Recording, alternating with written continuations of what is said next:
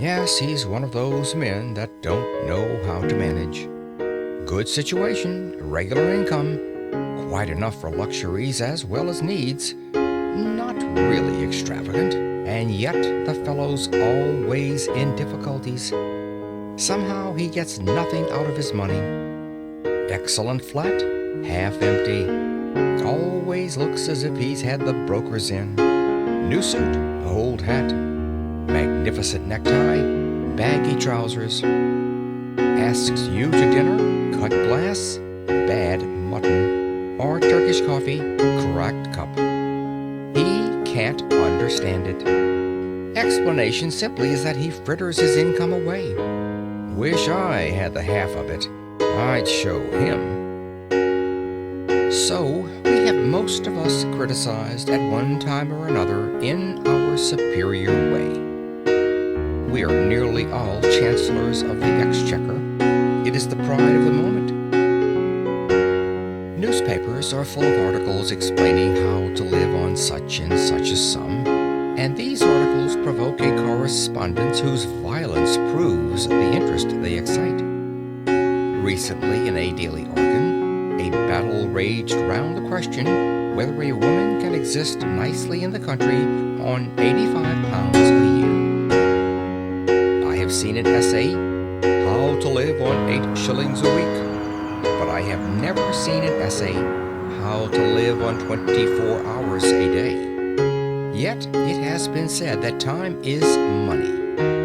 That proverb understates the case. Time is a great deal more than money. If you have time, you can obtain money, usually. But though you have the wealth of a cloakroom attendant at the Carlton Hotel, you cannot buy yourself a minute more time than I have, or the cat by the fire has. Philosophers have explained space. They have not explained time. It is the inexplicable raw material of everything. With it, all is possible. Without it, nothing. The supply of time is truly a daily miracle, an affair genuinely astonishing when one examines it. You wake up in the morning and lo, your purse is magically filled with 24 hours of the unmanufactured tissue of the universe of your life. It is yours. It is the most precious of possessions. A highly singular commodity showered upon you in a manner as singular as the commodity itself. For remark, no one can take it from you. It is unstealable, and no one receives either more or less than you receive. Talk about an ideal democracy. In the realm of time, there is no aristocracy of wealth, and no aristocracy of intellect. Genius is never rewarded by even an extra hour a day, and there is no punishment.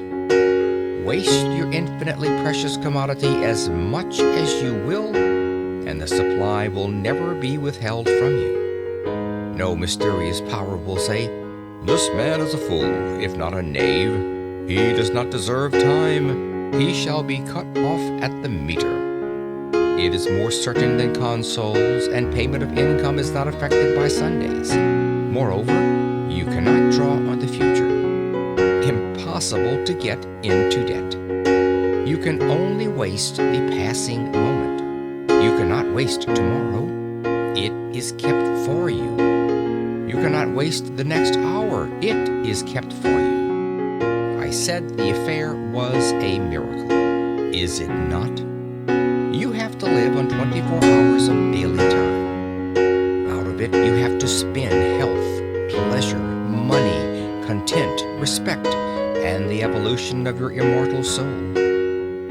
Its right use, its most effective use, is a matter of the highest urgency and of the most thrilling actuality. All depends on that.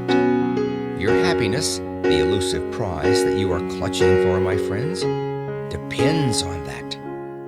Strange that the newspapers, so enterprising and up-to-date as they are not full of how to live on a given income of time, instead of how to live on a given income of money. Money is far commoner than time. When one reflects, one perceives that money is just about the commonest thing there is. It encumbers the earth in gross heaps. If one can't contrive to live on a certain income of money, one earns a little more, or steals it, or advertises for it. One doesn't necessarily muddle one's life because one can't quite manage on £1,000 a year. One braces the muscles and makes it guineas and balances the budget. But if one cannot arrange that an income of 24 hours a day shall exactly cover all proper items of expenditure, one does muddle one's life definitely. The supply of time, though gloriously regular, is cruelly restricted. Which of us lives on 24 hours a day? And when I say lives, I do not mean exists, nor muddles through. Which of us is free from that uneasy feeling that the great spending departments of his daily life are not managed as they ought to be? Which of us is quite sure that his fine suit is not surmounted by a shameful hat, or that in attending to the crockery he has forgotten the quality of the food? Which of us is not saying to himself, which of us has not been saying to himself all his life, I shall alter that when I have a little more time? We never shall have any more time. We have, and we have always had all the time there is. It is the realization of this profound and neglected truth, which, by the way, I have not discovered, that has led me to the minute practical examination of daily time expenditure.